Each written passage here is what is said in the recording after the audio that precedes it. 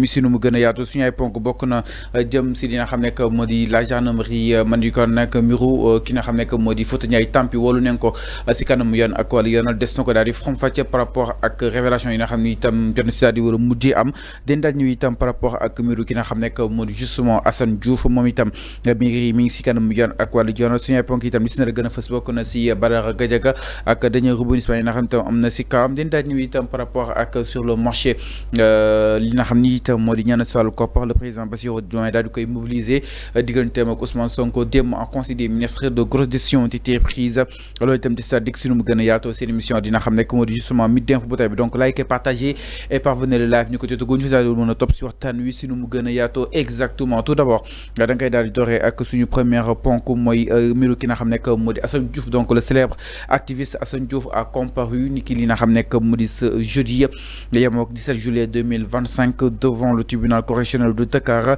ñu koy daal dopé division de fausses nouvelles, discours contraires aux bonnes mœurs et offense à une personne exerçant tout une partie des prérogatives du président de la République. Donc on a âgé de 53 ans la daal di am moom ki nga xam ne moo di Assane Diouf nekk entrepreneur fekk fax foofu su daanu Guédiawaye mu daal di am juróomi doom moom itam le prévenu conteste catégoriquement fait yi nga xam ni itam ñu koy daal di reprocher à la barre le juge mu daal di koy rappeler l'existence d'une vidéo bi nga xam ni itam doon daal di circuler sur les réseaux sociaux mu soon yëkkati des propos contraires aux bonnes mœurs waaye ki nga xam nekk moo di Assane Diouf mu daal défendre li nga xam nekk moo di boppam ndax jàpp na ni citéwul turu premier ministre si boobu de nga xam nekk moo di vidéo waaye jàpp nañ vidéo yooyu moo ko daal di wax interrogé sur la cible réelle de ses propos moom mi ngi déclaré que ni je suis un lanceur d'alerte établi auparavant des États-Unis, on m'a déporté et je me suis battu pour la liberté mais j'ai constaté que ceux avec qui j'ai mené ce combat n'ont rien accompli maanaam da nga ko jëlee foofu saan biti réew pour indi ko fii si réew mi muy xeex li nga xam ne que moo di liberté àndaloon Ousmane Sonko jàpp nañ Ousmane Sonko bi mu àndaloon si xeex bi dara defu ko si exactement donc nag ginnaaw bu juge bi daal di évoqué l'expression jàkkaarloo ak xar-xaru tànk yu peut-être mu nekk yoo xam ne itam yëkkati na ko en tout cas moom nee na j'ai vécu les faits, j'ai combattu dans l'affaire Adji Sarr, je n'ai fait que relater c'est tout le monde que tout le monde sait, je n'ai rien inventé en tout cas mu doon ay mbir yoo xam ni itam moom ki nga xam ne moo di Assane yëkkati na ko en tout cas ñu koy accusé de viol et d'insulte contre le leader bu passif di ki nga xam ne moo di Ousmane Sonko il s'est défendu jàpp ne nag musul traité Ousmane Sonko de violeur si boobu dina xam ne moo di dossier face au procureur Assane Diouf ñu invité ko à ce que pour mu daal di cité ñi nga xam ni itam ñoom la leen waxal si vidéo bi nee na nag cité wul le premier ministre cité wul aussi président de la République entre autres alors naka la daal di jàngatee par rapport ak mbir mi jëm si mbiru ki nga xam ne moo di Assane Diouf au finish le procureur mu daal di sàkku li nga xam ne moo di 2 ans dont 6 mois de prison ferme en tout cas donc le tribunal a rejeté la demande de liberté provisoire bi nga xam ni itam ses avocats déposé nañ ko ni ki tey jii ñu war a mën daal di joxe verdict bi jàpp nañ ko ni ki le 7 août 2025. Merci beaucoup Sëñ Fallou. Je pense que vous avez relaté beaucoup de faits. Okay. Faits yoo xam ne ñun ñëpp. N'est-ce pas lu ñuy suivre la. Je pense que ñëpp a ngi koy suivre. balaa ma ci xuus rek damay profiter de cette antenne bon masaw ñi nga xam ne ñoom ñëpp aujourd'hui ñu ngi croupir n'est-ce pas dans les prisons. muy Assane Diouf bi nga wax muy suñu frère Bachir Fofana. muy Badara Gadiaga Abdou Nguer entre autres ak ñett des yëpp ñuy profité di leen ñaanal yàlla yal na leen yàlla delloo ci seen njaboot amiin amiin ci jàmm ak salaam ak nu mu gën a gaawee parce que je pense que le pays a besoin de ses fils feneen fu dul dans les geôles quoi waaw donc comme ni nga ko waxee je pense que nous avons suivi l'actualité le cas de Assane Diouf nous l'avons suivi mais Sëñ Fallou man dama bëgg a wax d'une manière générale la justice dañoo war a def ndànk xoolaat bu baax n'est-ce pas li ñuy doxal parce que c'est pas pour rien dès l'accession du président Diomaye à la magistrature je pense que li mu njëkk a def mooy dafa convoquer des assises de la justice. C'est pas pour rien, c'est pas fortuit. Parce que en réalité bon il a vécu des choses ñoom ñëpp am na lu ñu dund. balaa ñoo falu. muy ay injustices yoo xam ne dañ leen ko doon teg. mais tout le peuple était avec eux.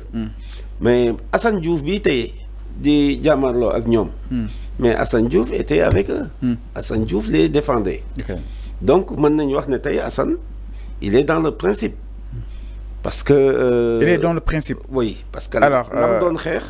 mën nañu wax ne moom lay continuer di xeex. cadre yu mu yëkkat yu ñu jàpp ni c'est un peu déplaçant mu daal di ko yëkki surtout li nga xam ne que moo di justement un premier ministre comme Ousmane Sonko doon sax moom leen tudd tur concrètement naka daal di jàngatee li nga xam ne que non man j'ai eu l'habitude de le dire ñun en tout cas par rapport ak ñun suñu parti dund ñun dafa am posture boo xam ne ñun ci posture boobu lañ nekk dañ ne faire de la politique autrement. La politique, c'est pas des invectives. La politique, du ay saga, du ay sos, du yakante. Ça, nous sommes foncièrement contre nous Wadundu. Nous, siège bon mom dougu ci. De toute façon, nous ne cautionnons jamais de la vie. Quel que soit l'auteur des propos malveillants envers, n'est-ce pas, qui que ce soit. À plus forte raison, que l'exécutif. Ñun li ñu gëm mooy il faut le respect des institutions. tey muy le président de la République muy même le premier ministre ñoom dañuy incarner une institution donc war nañ leen a wormal mais wormal leen nag ça ne veut pas dire que compromission nit ki mën nga wax li nga gëm. la ngay déggee ci compromission bañ a ànd ak ñoom. non c'est-à-dire que compromission mooy suñ leen mayee worma boobu may leen cër du teree man su ma gisee ñu def lu baaxul ma taxaw carrément ne li ngeen def baaxul. dénoncer ko. ok su ngeen jaaree ci yoon boo xam ne xam naa ne du yoon bu baax bi ñu yaakaar ne moom moo mën a yóbbu Sénégal fi ñu bëgg. mais nga taxaw carrément ne ànduloo ci. joxe ay firnde joxe ay argument loolu je pense que nit mën na opposé wu sans pour autant quand même ngay dugg ci yenn détails. alors Pape est-ce que jàppoon tamit ki nga xam ne que moo di Ousmane Sonko moo jañook benn ko opposition boo xam ni peut-être entre guillemets mën nañ ko tuddee une opposition irresponsable concrètement c'est-à-dire ay invective mooy seen forme d'opposition loolu itam naka la ko daal di jàngatee. non man du ma ko waxee noonu du ma ne c'est une opposition qui est irresponsable. oui entre guillemets. waaye du ma ko jàngate noonu. ok mais liberté wóor mooy parce que nag aussi il faut l'histoire est là aussi. affaire bi yàggul ñoom Ousmane Sonko fii lañ nekkoon di opposé wu. ñun ñëpp aussi tous les Sénégalais gis nañ quand même seen forme d'opposition bi ñu doon mëne.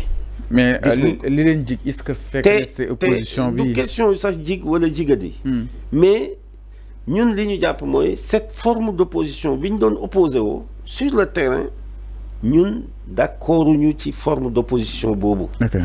parce que à l'époque dañoo bokk ci ñi nga xam ne dañ ko doon dingat c'est-à-dire que politique ne rime pas avec la violence ne rime pas avec yenn yi mais ça ne veut pas dire que ñoom ñu ngi ko doon def que dañuy cautionner pour ñeneen def ko. parce que nit aussi booy toppandoo da ngay toppandoo li baax da ngay toppandoo lu gën n'est-ce pas.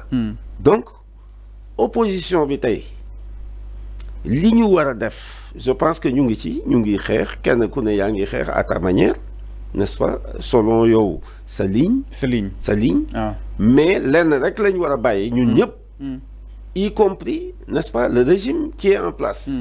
c'est-à-dire que xasante beeg wax yu métti yi wax yu bon yi. war nañ ko bàyyi. alors parce que ci lay profito. wax tuuti par rapport à certains propos du premier ministre aussi. parce que dañuy waxante dëgg rek. maa bëgg ñëw si sortie spéciale exactement donc mi ngi noonu par rapport kaw ki nga xam ne moo di justement Assane Diouf jëm si wàllu Wuri Mais alors suñu wéyalee ba tey ñu daal di ñëw si beneen.